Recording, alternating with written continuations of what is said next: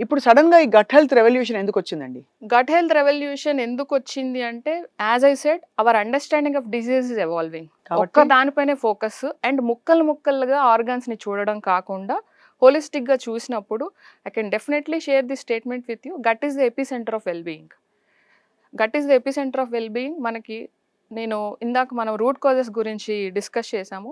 అలా one of the major root causes for many chronic diseases gut dysbiosis అంటాం. Gut dysbiosis అంటే మనకి trillions of micro organisms గట్‌లో ఉంటాయి. They form together gut microbiome అంటాం. దీనిలో 2 రకాలుగా ఉంటాయి. Health promoting and disease causing.